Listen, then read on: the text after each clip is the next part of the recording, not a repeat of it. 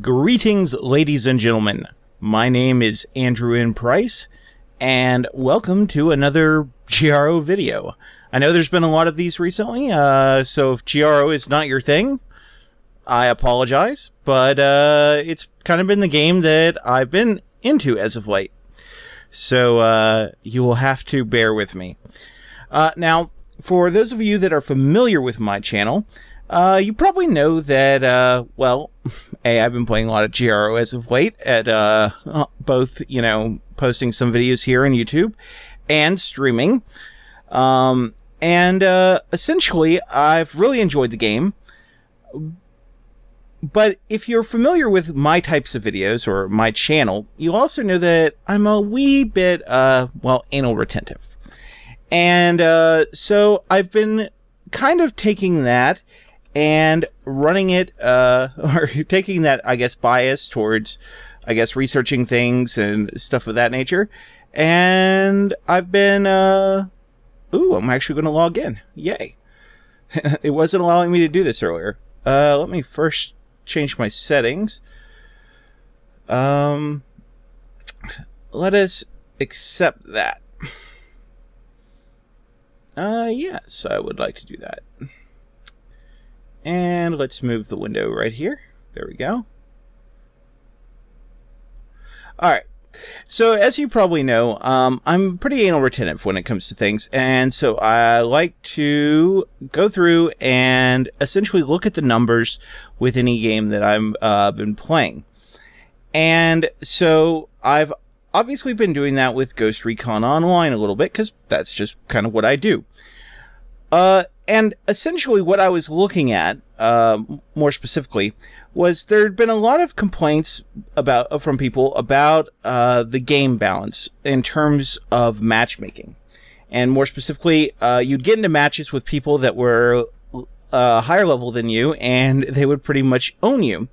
And this was in part due to the mechanic that's built into the game as it relates to weapon balance. Essentially, this game is not intended to be balanced. The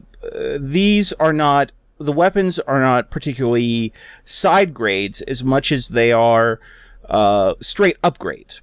So, for example, you start out with something along these lines. It does 42 damage and, has a fire rate of 500. And then, a level 30 player has something like this that does 64 damage and has nearly the same fire rate, which doesn't seem all that equal. So, I had been thinking about ways that maybe Ubisoft could fix this. And so in doing this, I started to look at potential methods for basically balancing the weapons so that they would be more comparable to each other. Because I do, at least in a non-competitive standpoint, or a competitive standpoint, it's nice to have more weapon choices. And if if a good portion of the guns are completely, outclassed by higher level weapons, that doesn't seem to make for a very good game, because that means you only have like 3 gun types to pick from, which, it is kind of limiting. So, after a while, I decided to go ahead and start looking at the numbers behind the guns, because this was kind of the basis for, I needed to know exactly how unbalanced things were before I started making claims saying they need to fix this, or making suggestions, I should more say. And so I started working on this. Now, this is a simple spreadsheet, and all I've done is I've gone through and, well, let's pull it up. I've gone through and I've gotten images from within the game that, of all the different weapon types, basically their loadouts, and gone ahead and entered them into a spreadsheet. And then I've done some very simple manipulation with those numbers, although I kind of hope to do more of that, basically making some suggestions as to how things could maybe be changed so that there isn't this huge disparity. Because there's also other disparities, and again, I'll probably do another video on this later, when it comes to armor and you could see like here, we'll pick a Mark II. You've got only 3 slots here. There's an armor of 9% and a speed of 53%. And then if you go up to a Mark IV, you get, another 25% armor, and then it's even faster and it has more slots. So there's obviously no side grades in terms of armor. And part of the issue with this is that it leads for people to use consumables such as magnum ammo, grenades, because they're about the only thing in the game that doesn't scale in terms of damage. A grenade does the same amount of damage at level 1 as it does at level 30. And then also armor inserts. And the issue with this, as I see it, is that it leads to a situation where essentially the people that are level 30 and have the higher end weapons are going to dominate more games, which leads to them getting more RP, which means they can spend money on these types of things. And then the lower end people, such as myself, like at a level 11 on my specialist here, can't, because we're saving up for weapons. And it leads to a situation where you're going to end up with the haves and the have-nots. Now, in part, this is done on purpose by Ubisoft to help encourage people to buy Ghost Coins, which is the form of currency used in Ghost Recon, as that's what pays their salaries. And I appreciate that, but on the other hand, if you're making the game to where it's essentially making people so frustrated that they either have to choose to spend a lot of money on a weapon or quit playing, that's not a good relationship with your customers, in my opinion.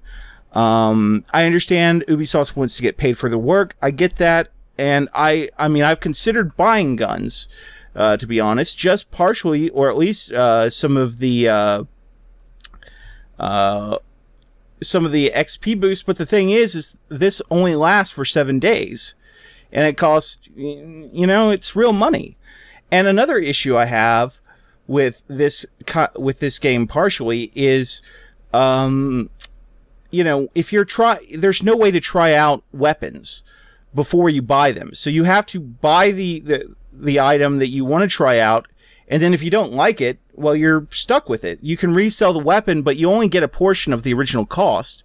And like, if I wanted to, I don't have enough RP to do this, but if I wanted to buy this, and I swapped it out, it essentially would replace what's on there already, and you lose the item, which, again, if I've paid for this in Ghost Coins, that's real money that you're taking from me, which seems a bit, well, it's not that great. I mean, it's not a good business practice to take some person's money with no guarantee that they can get it back if they don't like the item, and then charge them to get some, like if I'm going to upgrade, like if I wanted to, this is the highest level thing you can get on this, but if I wanted to upgrade, I would have to pay more, or I wouldn't be able to take what I paid for this and apply it to this. I had to pay another 100 Ghost Coins or 600 RP, which is kind of a pain.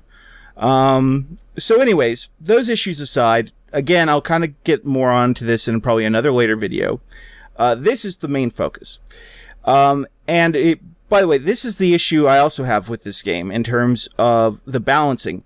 Now, I've heard this said, I've heard it said, there we go, English, it's good to speak it properly. I've heard it said that Ubisoft keeps the price of the guns relatively high because it keeps people from getting them, or as many people from getting them. But that's kind of in my opinion, not a very good philosophy, because then you, again, end up with a situation where it becomes almost like people are saying it's pay to play.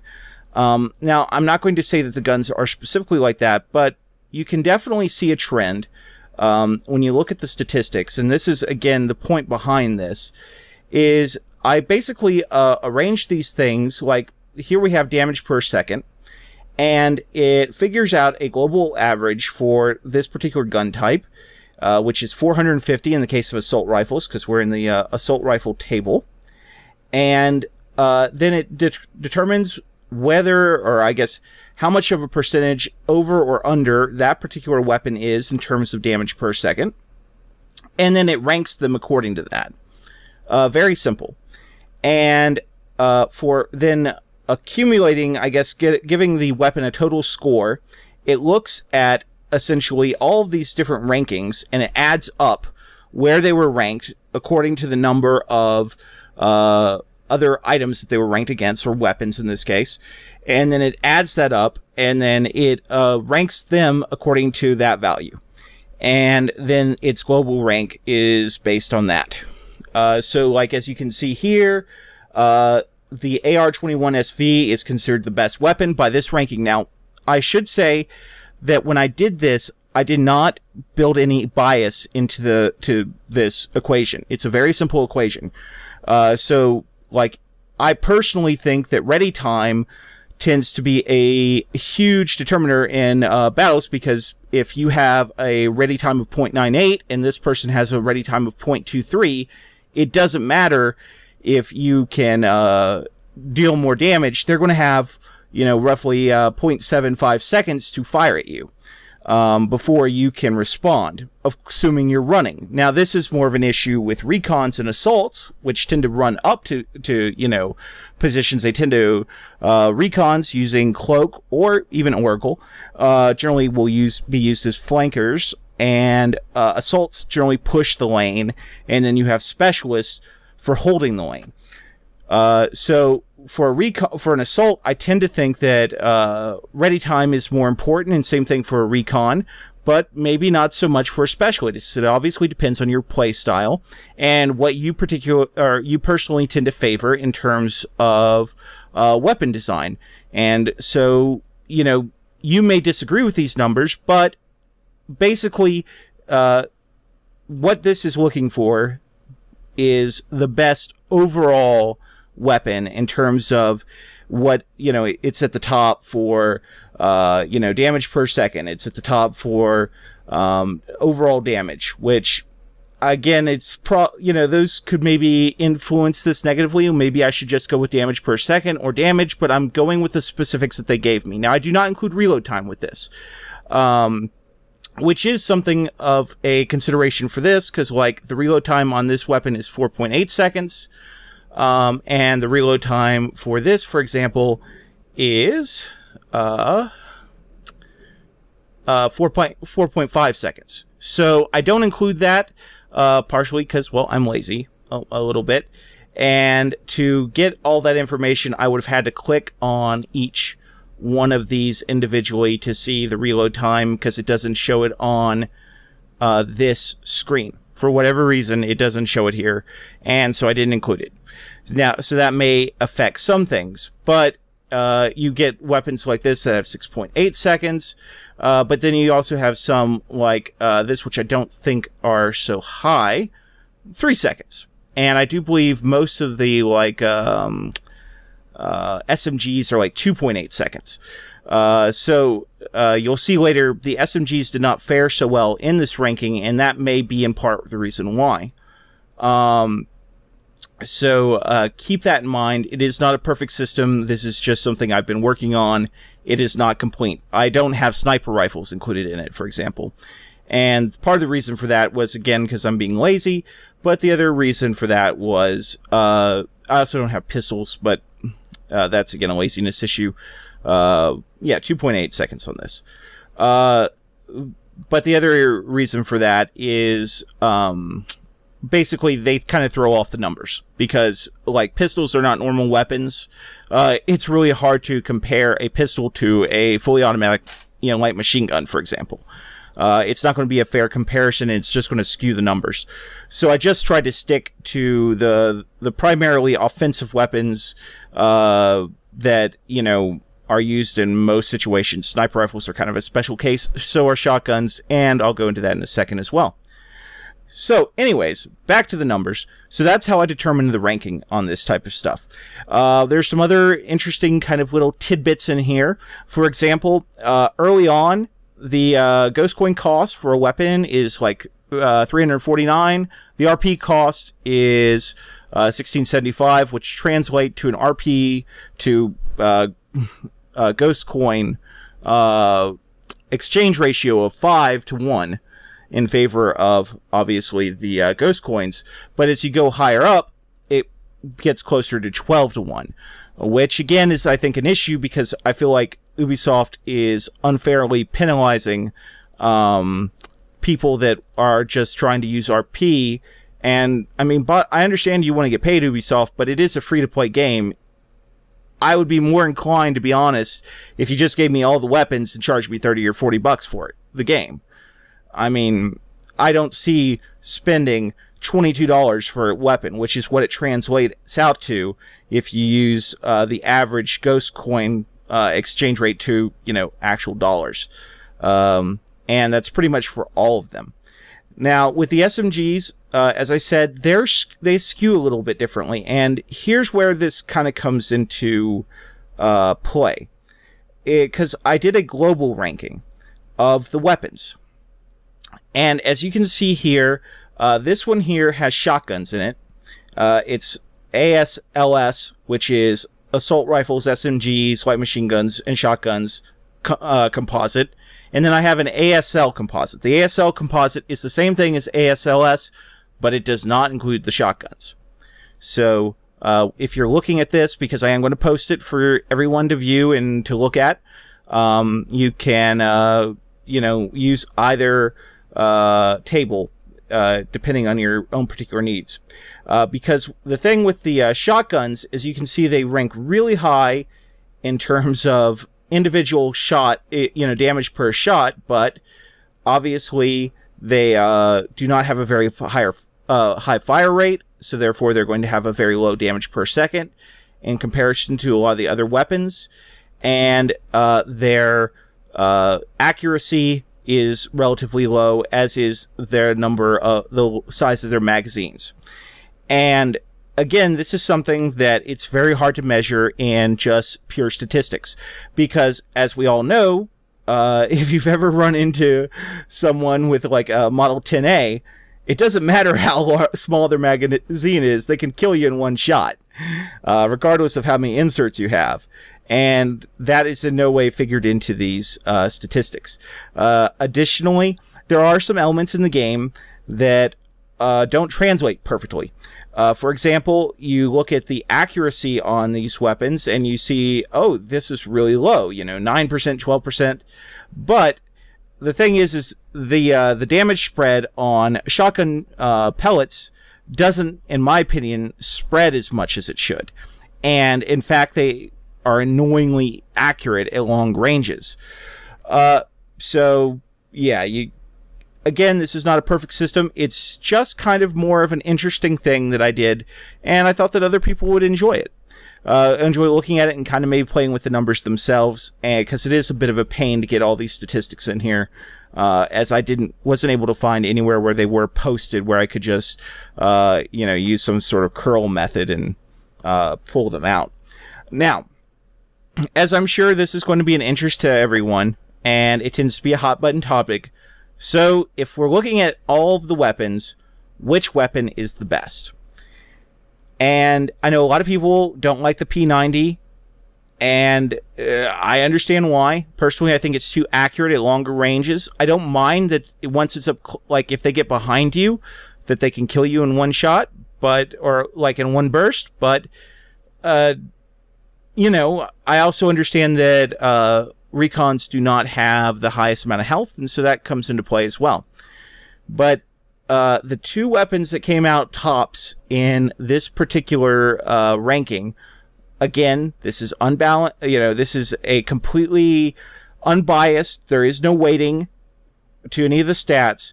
Were the MG36KV and the MG36, and then after that, it is a tie between the MG4C and the ACRC. Now, in looking at these numbers, you got to understand one thing. Like, the ACRC is not terribly accurate. Also, let me also point out, I may have made some mistakes somewhere in the numbers. If you find one, please let me know. I'll be sure to fix it. But I've tried to be as good as I can about transposing these from my images to this actual screen, but I may have made some mistakes, so if they're there, just let me know. I'm not doing it intentionally. I'm not trying to make one weapon look better than the next. But anyways, the ACRC has reasonably good accuracy, but not great. The control isn't great, which is what you see here. It's 73rd in control, but in every other spec, it's pretty much top 20, with the or top 25, I should say, with the exception of damage. But again, you get all these other, top 20, top 25 rankings, and it balances those out, and it comes out with an average ranking of 31.86, which ranks it third. You look at the things like the SMGs, and obviously they're very high in terms of their ready time. Third here for the MP9C, which I do believe is the highest ranked SMG, or is it the MP9? I think that may be it. I don't see any higher. Nope, that's the highest, I do believe. It has very good ready time, but the overall control is not that great. I mean, it's pretty much on par with the ACRC. It does less damage, and while its fire rate is in the top 25, it's just the fact that it has so many of these categories in the 60s and 70s, it balances it out. Now, again, that's not to say that the MP9 is not an effective weapon. It's just looking at it through this one particular lens, it does, in terms of overall balance. And again, if we included reload time, it would probably be different because it's going to have a faster reload time than most weapons, but that's not included here, so, it is what it is. That's just how things rolled out. Now, if you go to the one without the shotguns, because the shotguns do throw off the numbers because due to their low magazine size and some other statistics, you actually see the numbers change a little bit. You see the R21 SV is number 3 in this ranking, and the R21C is then 7th.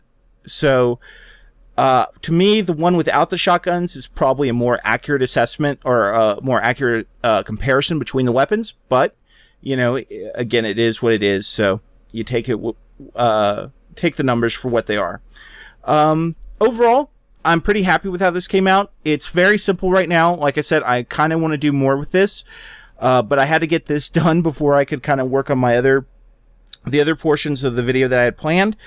And so I wanted to go ahead and share this with everyone and let you play with it yourselves, and hopefully you find it interesting. And again, please do not flame me, because that's not really the purpose of this. It's more just it helps you, if you're looking for a particular type of assault rifle, it kind of gets all the information in one place, and it is interesting to see the overall rankings in terms of the different attributes placed side by side. And so I thought this was something that other people might find interesting as well. So thank you for watching. Hopefully I haven't droned on too much about this for too long. But I guess hopefully it was somewhat entertaining, educational, etc., etc. And I will catch you guys later. So this is Andrew and Price saying good night and good gaming. Bye.